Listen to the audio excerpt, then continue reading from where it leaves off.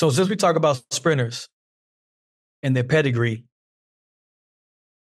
are you surprised at Tebogo's pedigree, man? Because No, we went no, from you. talking about his 300 where he ran not too long ago, where he ran 30:69. And then now, just a week ago, he drops 44:22, right? And he already has a 950 under his belt. He has a 9.8 under his belt, a 1950 under his belt. He has 9.8 under his belt. Like that to me, I'm super impressed. Like that's impressive to me. That whole lineup. Like, what are you? What kind of sprinter are you? Are you a 400 runner? Or are you an 100-meter runner? Listen, he is in. Listen, I'm a fan, so at the end of the day, I'm not surprised at anything this kid can do. I'm more expecting it at this point. You know what I mean? That his sprinting resume probably knocks him or puts him in maybe the top 3 all time of all around sprinter by times, not by medals, not by world records or anything else. Because I know the comments go crazy once you put somebody in a place. By just his times, you got 9.8, 1950. 30.6, which is a world record, and then 44.2.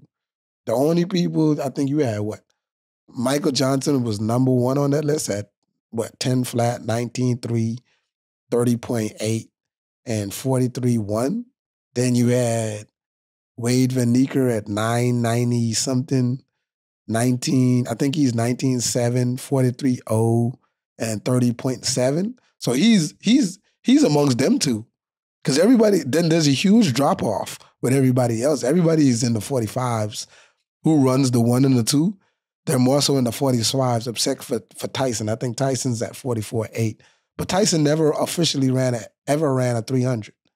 So you could only judge him by his 9.6 and then by his 19.6 it is. So he's missing that. So that's the only reason why I will put him above Tyson, because Tyson doesn't have a 300. Yeah, that's true. You're right. Yeah, he should have ran a 300, man. Definitely his career, especially his 150 time too, man. It was crazy. And let's remember, man, he just ran 44.2 in March. In March. In March. In March. We have a whole season ahead of us. In March. The last time we saw something like this, bro, you know who it was from? And it was recent. We saw something like this from Fred, where he opened up his season with a bomb-ass time, and then he ended up being world champion. You 100% right. This is very reminiscent of some bullshit like that, man. I'm just saying. Hey, boy, if it's anything like that season, boy, y'all better strap in, dog, because y'all about to go on a ride for real. Boy, speaking of Fred, man, he just opened up his season, man. Opened up with a 10:03. What's your thoughts on that, man? And he seems very confident. When you watch his page, his social media page, even with victory and through defeat, he always shows that he's consistent with his determination. That's what I love about Fred, man. You know what I'm saying? Like, he may be down, but he's never out. And he's always trying to build his way back up, So how do you feel about this 10:03 with him open up this season? Man, I think that Fred's working on some things. I think he was racing, but he was racing working on things. I think he races, I think he just signed up. I just came out that he's in the Diamond League in China against Coleman. Yeah, that's going to be a nice race right there. Yeah. That's going to be a nice race. I think he was trying some things at a low-key Miami meet with some college athletes just to work on some things to see what he has to polish up on, because he didn't want to go out there, as we would call it, butt naked. He wanted to shake something off and make sure, okay, we could go and we could fine-tune this, and these are things we could do better. And like a lot of people don't know, like, even if you're working on something, that doesn't mean like you may have stopped training. He can still have weights in his legs. You might not have tapered off of that meet.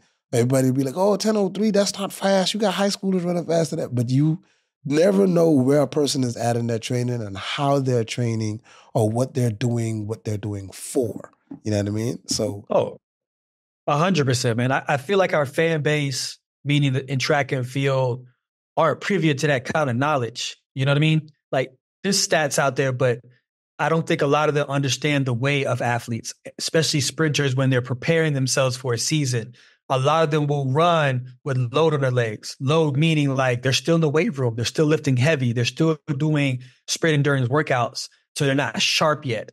And people who have done it in the past that have been truly successful has been Sharika, for sure, Shelly Ann, and Elaine. They run always, you know what I'm saying, with that load on their body and still run fast times. And then once they lighten up on the weights in the gym and stuff like that and start really doing more sprint stuff, oriented stuff, that's when they just take it to a different level. So this could be what Fred is doing. You know what I mean? This could be him telling himself, all right, cool. I'm going to go over to China in about a week. So guess what? In a week time, I'm going to chill out. I ain't going to put a lot of load on my legs. And I know that I'm going to be sub 10.